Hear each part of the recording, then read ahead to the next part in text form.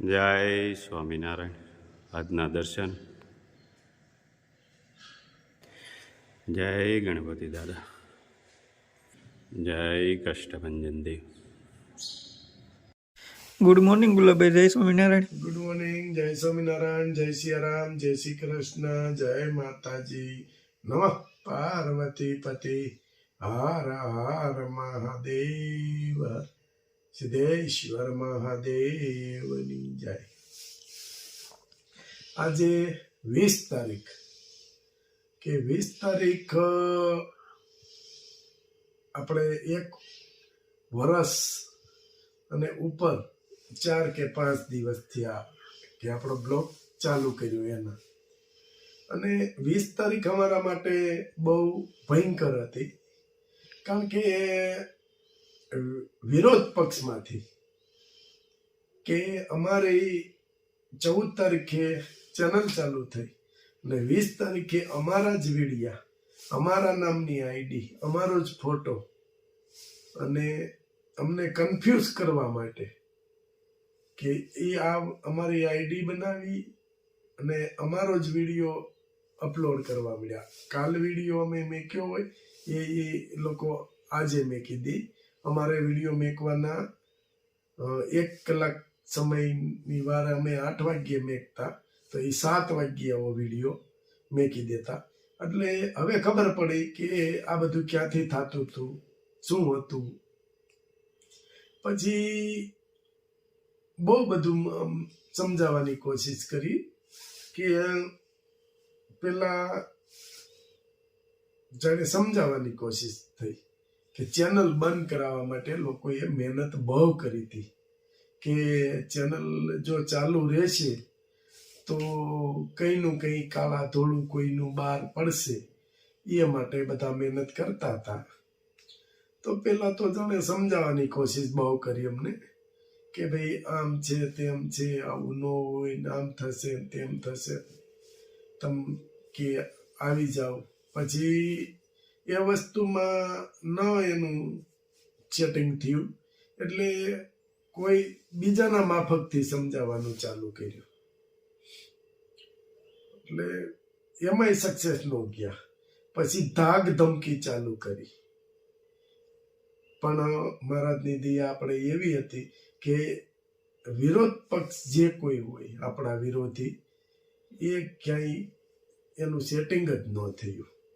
અને ચેનલ બંધ કરાવવા માટે પૂરી કોશિશ કરી હતી કે આ ચેનલ ચાલવી જ ન જોઈએ એમ.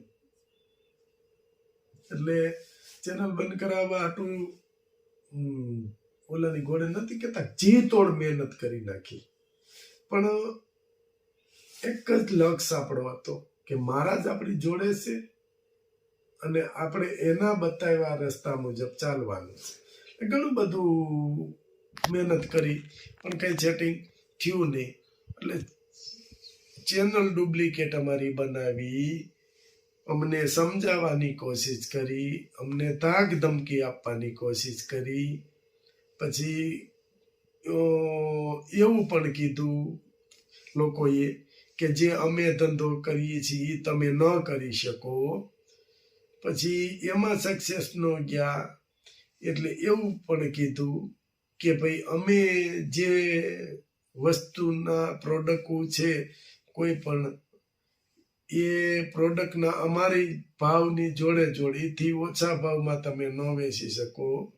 આવું ઘણા બધા પ્રોબ્લેમો આવ્યા છે અમારે 1 વર્ષની અંદર, કે 1 વર્ષની અંદર એટલા બધા પ્રોબ્લેમો આવ્યા છે ને કે જો કોઈ થોડો ઘણો ઢીલા પોચો માણસ હોય તો ક્યારનું આ ચેનલ બંધ કરી દીધી હોય.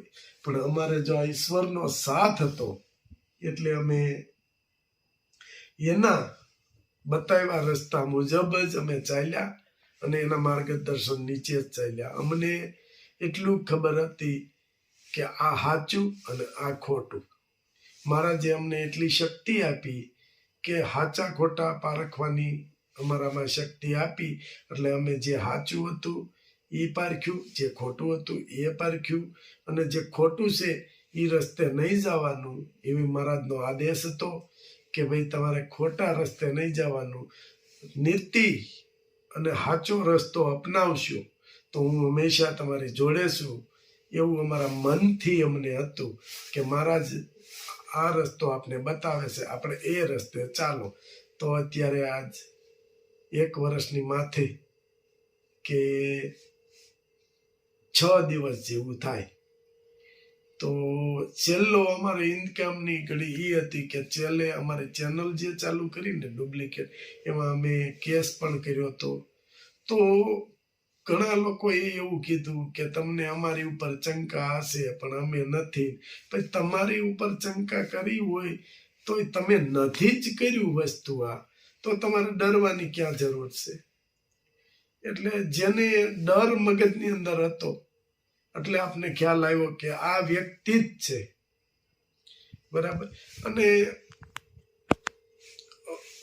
હજી આપણે એ કેસમાં ચાલુ છે અને જેથી તેથી નામ ખુલશે જ, કારણ કે 1 વર્ષ થઈ ગયો. આ તો બધું સોશિયલ મીડિયાના કેસો છે, ઘણા બધા વાર લાગે. અમને સાહેબે બોલાવ્યા હતા ત્યારે અમે એને પ્રશ્ન કર્યો હતો કે સાહેબ આ કેસ આ રીતે છે. તો મને કે તમારું જે નડતરરૂપ હતું એ બંધ થઈ ગયું છે. મેં એ તો તરત બંધ થઈ ગયું હતું. તો એ કે શાંતિ રાખો, નામ આવશે અને જે દી નામ આવશે તે દી તમને બધાને જણાવશું. એટલે હવે ટૂંક જ સમયની અંદર કંઈકનું કંઈક મહારાજ મારા મનથી એમ કહે છે કે મહારાજ અમારી હારે અન્યાય નહીં થવા દે, ન્યાય કરશે અને જે કોઈ હશે એના ખુલ્લા નામ આવશે. એટલે ટૂંક સમયની અંદર જ છે.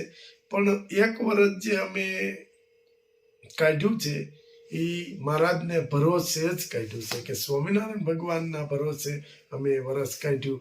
અને અત્યારે અમે સ્વામિનારાયણ ભગવાને અમને ઘણો બધો રસ્તો દેખાડ્યો, ઘણા આગળ વધાર્યા છે. અને યુટ્યુબ પરિવાર કે જે અમારી ઉપર કે જેને જેને વિશ્વાસ આવતો ગયો ધીમે ધીમે, એ યુટ્યુબ પરિવારે પણ અમારો એટલો બધો સપોર્ટ આપ્યો છે કે એની કોઈ સીમા નથી કે હું કયા શબ્દમાં એનું વર્ણન કરું. એવું આમ મારા અંદરથી એવું થાય છે કે યુટ્યુબ પરિવારે મને બહુ સાથ આપ્યો છે. અને હજી કે મારો પરિવાર યુટ્યુબ પરિવાર જે છે મને પૂરો સપોર્ટ કરે છે.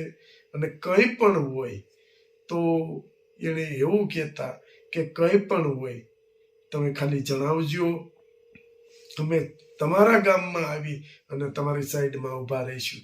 આવું પણ કીધેલું છે મારા પરિવારે બધાએ અને બહુ સપોર્ટ મને આપ્યો છે. પણ મને એક વાતનું દુઃખ હતું કે લોકોને આવું બધું કરી અને એમને શું મળવાનું હતું. પણ મને મહારાજે એમાંથી રસ્તો બતાવ્યો કે ભાઈ તમે આ ચાલુ કરો. એટલે લોકોને ડર હતો કે અમારું કંઈકનું કંઈક બહાર પડશે. ચોક્કસ જે ખોટું કર્યું છે કે ખોટું થયું હશે એ તો આવવાનું જ છે. આપણે કોઈ એવું નથી કે મારી લીટી મોટી કરવા હાટુથી આની લીટી ભૂંસી નાખું, એવું નથી, બરાબર. ભગવાને અમને સાથ આપ્યો છે. અમારી લીટી ભગવાન મોટી કરશે એ 100% છે. કે મારી લીટી મોટી છે તો મારી લીટી પાસે એની લીટી મોટી ન થાય એટલે લીટી ભૂંસવાનું કામ કરતા હતા. પણ કુદરતની આગળ કોઈનું ચાલ્યું નથી, ચાલશે નહીં. એટલે આવી લીટીઓ કોઈની લીટી ભૂંસીને નાની કરવાની કોશિશ ના કરો. કહું છું મહેરબાની કરી અને લીટી કોઈની ભૂંસવાની કોશિશ ના કરશો. જે તમે કર્યું છે એ તો તમારે ભોગવવાનું જ છે. સારા કર્મ કર્યા હશે તો સારું ભોગવશો, ખરાબ કર્મ કર્યા હશે તો આજ નહીં તો કાલ તમારે ભોગવવાનું છે. એ ભોગવવું જ પડશે. કુદરતનો ન્યાય છે, એ ચોક્કસ ન્યાય કરશે. અને જેટલા અમને કે દુઃખી કર્યા અને જેટલા હેરાન કર્યા એ પણ ભોગવવું પડશે. કોઈ પણ માણસ હોય કર્મ કરો છો એ ભોગવવા વિના છૂટકો નથી. અને ભગવાને કહે છે કે તમે કર્મ કરો, સારા કરો તો સારું ફળ આપીશ, નબળા કર્મ કરશો તો નબળું ફળ આપીશ. તો આ 1 વર્ષમાં ભગવાને અમને એટલો સપોર્ટ આપ્યો સારો એવો કે અમે ઘણા બધા આગળ નીકળ્યા છીએ અને મારા પરિવારને ખાસ કે મને એટલો સપોર્ટ આપ્યો તે બદલ ધન્યવાદ, ખૂબ ખૂબ આભાર. જય સ્વામિનારાયણ.